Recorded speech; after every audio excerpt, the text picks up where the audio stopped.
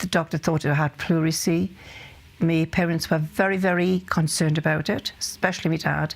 And then they finished, he wasn't very happy and went to the doctors and said, can I have an x-rayed? And then it turned out, after numerous tests and things like that, I ended up in hospital and I was, I'd contracted TB. I made sure that I was as good as anybody else physically, very, very fit, enjoyed dancing.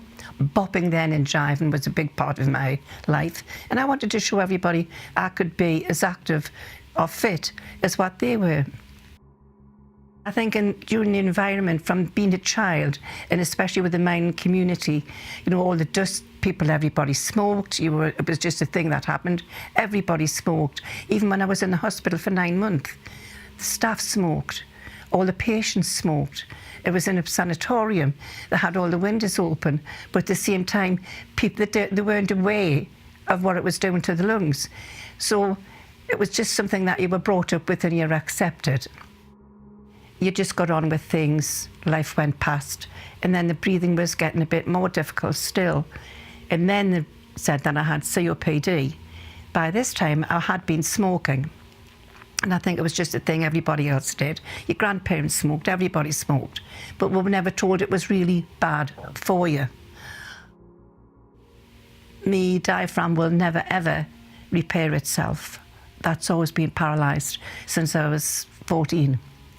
So it's one of those things, you know. But I've had an enjoyable life. I've brought the family up. We've been married 56 years. And it's just one of those things, you have to get on with it.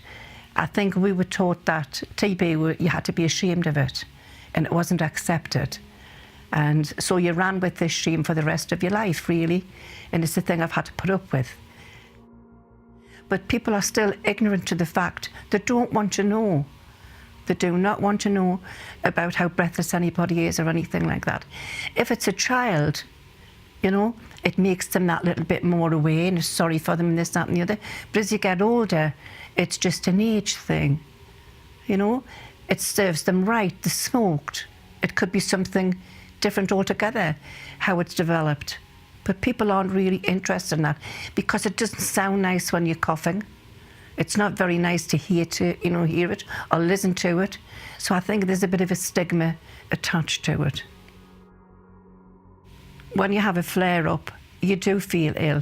You don't know how you're going to get your next breath. You're gasping all the time. You're blowing all the time just to try to breathe. It's an effort, everything you do. Your energy is sapped, and that's just to do with your breathing before anything else. You know, walking, trying to go up the stairs, trying to walk up a little hill of about 10 yards. You know, it's just so hard to do. Simple things. You know you're not going to get better. You know you're not going to improve. You're never going to improve.